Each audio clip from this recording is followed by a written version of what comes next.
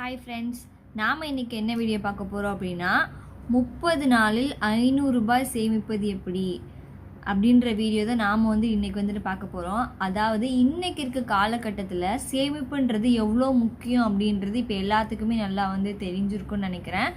ஏன்னா இருக்க விலைவாசி பார்த்திங்கன்னா கூடிகிட்டே இருக்குது. ஸோ அப்போது நம்ம ஒரு சேவிங்ஸ் நம்ம பண்ணி வச்சுக்கிட்டோம் அப்படின்னா நாளைக்கு நம்ம ஃப்யூச்சரில் ரொம்பவே உதவியாக இருக்கும் இல்லைங்களா.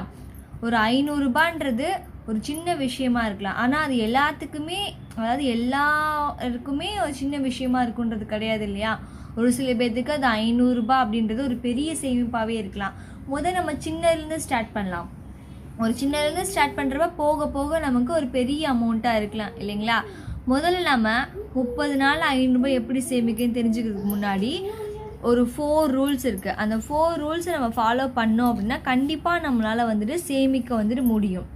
ஃபஸ்ட்டு ரூல் என்னென்னு பார்த்தீங்கன்னா டெய்லி சேவிங்ஸ். அதாவது பார்த்தீங்கன்னா டெய்லியுமே சேமிக்கணும். உங்களால் முடிஞ்சது குறைஞ்சபட்சம் எவ்வளோ வேணாலும் சேமிக்கலாம், ஆனால் அதை டெய்லியுமே சேமிக்கணும். இந்த மாதிரி நம்ம டெய்லியுமே சேமிக்க நமக்கு நாமளே ஒரு மோட்டிவேஷன் மாதிரி இருக்கும். நம்ம டெய்லி பணம் போடணும், இன்றைக்கி பணம் போட்டோமா இல்லையா அப்படின்றத நம்ம டெய்லி போட நமக்கு தெரிஞ்சுக்கும். அது ஒரு நல்ல பழக்கமாகவே மாறிடும். இன்னொரு விஷயம் அப்படின்னா எல்லாராலையும் டெய்லி சேமிக்க முடியாது இல்லையா. ஒரு சில பேர்த்துக்கு வார சம்பளமாக இருக்கலாம், ஒரு சில பேர்த்துக்கு மாத சம்பளமாக இருக்கலாம். ஆக மொத்தம் ஏதாவது ஒரு சேமிப்பு கண்டிப்பாக இருக்கணும். அதனால் டெய்லி சேமிக்கலாம், இல்லை வீக்லி, இல்லை மந்த்லி, ஏதோ 3 விதத்தில் ஏதாவது ஒரு விதத்தில் நம்ம சேமிப்பை கண்டிப்பாக வச்சுக்கணும். தேர்ட் ஒன் பார்த்தீங்கன்னா அன்வான்ட் எக்ஸ்பென்சஸ். தேவையில்லாத செலவுகளை குறைச்சிக்கணும். முக்கியமாக ஆன்லைன் ஷாப்பிங். நம்ம பார்க்குறது எல்லாத்தையுமே வாங்கணும் அப்படின்னு நினைப்போம். ஆன்லைன் ஷாப்பிங்கை தவிர்த்து நீங்கள் டேரெக்டாக கடையில் போய் வாங்கலாம்.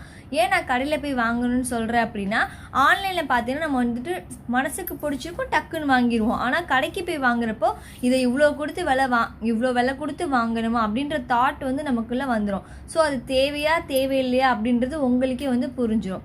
ஃபோர்த்து ஒன் பார்த்தீங்கன்னா டோன்ட் ஸ்கிப். அதாவது சேமிப்பை தவிர்க்கக்கூடாது. ஏதோ ஒரு சேமிப்பு, ஒரு நாளைக்கு முடிஞ்சது, உங்களால் முடிஞ்ச சேமிப்பை நம்ம டெய்லியுமே சேவ் பண்ணிக்கணும்.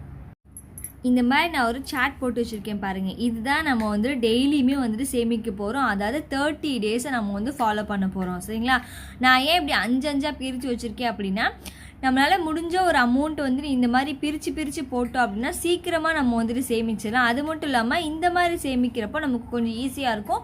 உங்கள் குழந்தைங்களுக்கு கூட நீங்கள் இந்த சேமிப்பு பழக்கத்தை சொல்லிக் கொடுக்கலாம். இந்த மாதிரி போடுறப்ப சின்ன குழந்தைங்க பார்த்தீங்க அப்படின்னா அவங்களுக்கும் ஆர்வத்தை தூண்டுறமா இருக்கும். சின்ன வயசுலேயே நீங்கள் சேவிங்ஸை சொல்லி கொடுத்தீங்க அப்படின்னா அவங்களுக்கும் சேமிப்பு பழக்கன்றது தெரிஞ்சுக்கும்.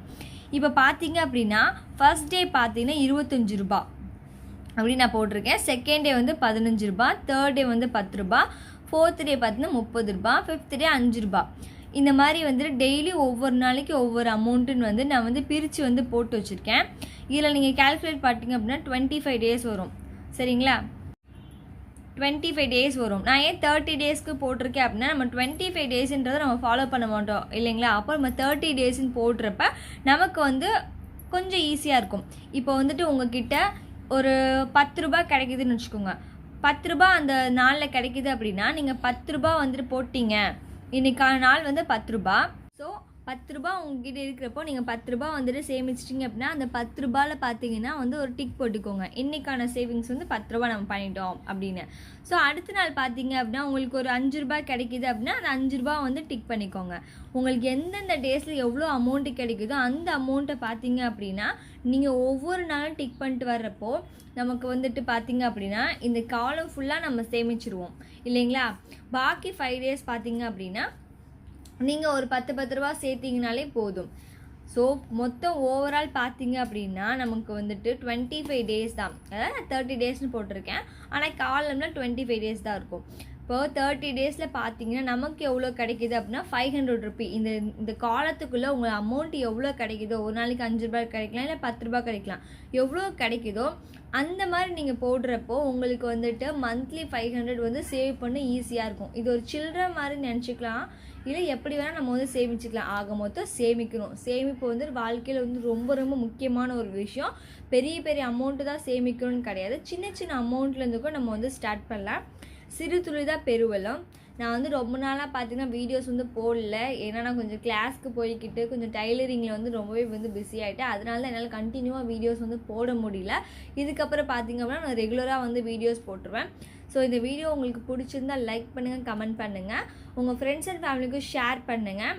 மறக்காமல் நம்ம சேனலை சப்ஸ்கிரைப் பண்ணிக்கோங்க. யாருக்கெல்லாம் வந்துட்டு இந்த மெத்தட் வந்து பிடிச்சிருக்கோ மறக்காமல் கமெண்ட்டில் சொல்லுங்கள். இன்னும் உங்களுக்கு சேமிப்பு பற்றி தெரிஞ்சுக்கணும் அப்படின்னா மறக்காமல் எனக்கு கமெண்ட்டில் சொல்லுங்கள். நான் அதை பற்றின வீடியோ வந்து தாராளமாக வந்து போடுறேன்.